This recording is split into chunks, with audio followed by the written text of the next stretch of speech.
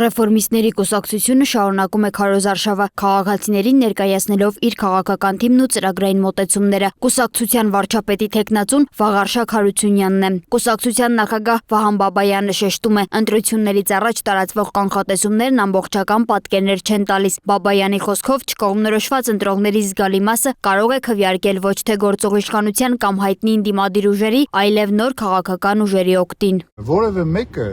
չի կարող այսօր երաշխավորել, որ ապագա խորհրդարանում լինելու են 3-4 կուսակցություն։ Բոլոր հիմնական փորձագետները, հարցումները, տարբեր տեսակի խոսակցությունները եւ ընդհանրապես տեղեկատվական հոսքերը մարդկանց տրամադրում են, որ ընտրական գործընթացներում շանսեր ունեն անցնելու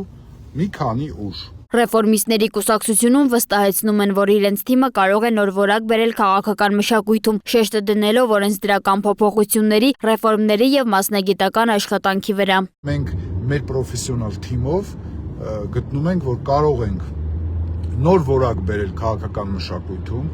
բանավեճի որակ բերել քաղաքական մշակույթում եւ ամենակարևորը զբաղվենք օրենսդրական փոփոխություններով, ռեֆորմներով, որպեսզի մեր երկիրը բարելավի եւ բարեփոխվի։ Վահան Բաբայանը նաեւ անդրադարձել է ընդդիմադիր ուժերին, նշելով, որ ընտրություններից հետո մանդատներից հրաժարվելու մասին սպասումներն իր գնահատմամբ իրատեսական չեն։ Նրա խոսքով, եթե ընդդիմադիր ուժերը պարտվեն կամ չստանան իրենց ակնկալած արդյունքը, միևնույն է, շարունակելու են աշխատել խորհրդարանում։ Բաբայանի գնահատմամբ այս ընտրապայքարում որոշ ուժերի համար առաջնայինը ոչ թե գաղափարական պայքարն է, այլ մանդատը։ Կուսակցությունն ընտրություններին մասնակցում է վստահ ընտրություն հանուն Հայաստանի ուղերձով։ Սոնա Գիշյան, Free News, Ազատ լուրեր։